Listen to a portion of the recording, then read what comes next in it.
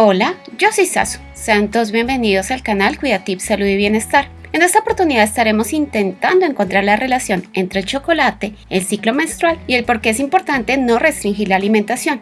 Sin más que decir, vamos a la intro y comenzamos.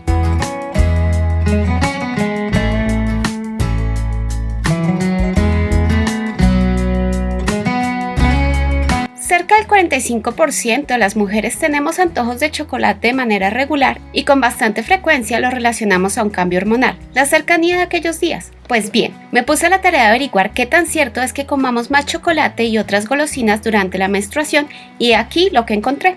Haciendo un seguimiento a un grupo de mujeres, se encontró que la mayoría vinculaban el ansia por comer chocolate con el punto máximo de ovulación o el inicio de la menstruación, y que cerca del 30% presentaban luego de satisfacer el antojo, culpabilidad y problemas para aceptar su peso.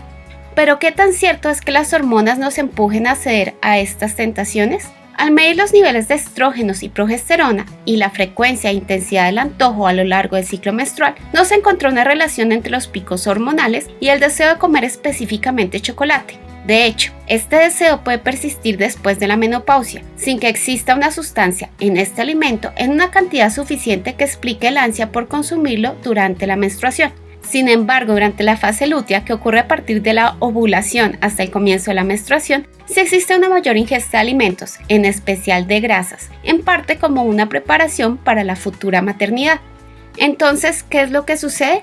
Pues bien, lo que los investigadores encontraron está más relacionado con la costumbre de restringir la ingesta de calorías y la necesidad de controlar lo que se come en los días previos a la menstruación en un intento por gestionar las fluctuaciones cíclicas del peso. Pasados unos días de la ovulación y en los primeros días de la menstruación, se puede experimentar un aumento del hambre y por consiguiente una mayor ingesta de alimentos, una situación que se da con mayor frecuencia en las mujeres que son susceptibles de aumentar de peso días antes de la menstruación, por lo que suelen restringir la ingesta de alimentos ricos en grasas, carbohidratos y calorías, convirtiendo la situación en un círculo vicioso en el que durante la menstruación desean los alimentos que precisamente han estado evitando: chocolates, papas fritas y productos de repostería.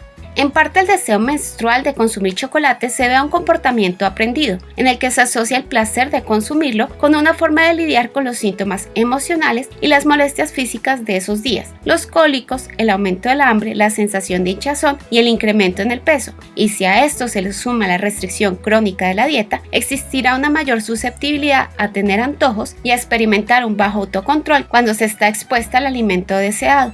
¿Qué podemos hacer al respecto? Algunos especialistas en el tema aconsejan seguir una alimentación intuitiva, entendida como aquella en la que respondemos a las señales fisiológicas de hambre y saciedad sin preocuparnos por la comida, de manera que podamos aliviar el estrés y la tensión asociados a ciertos alimentos, como quien dice que es válido darse un gusto de vez en cuando dejando de lado los remordimientos.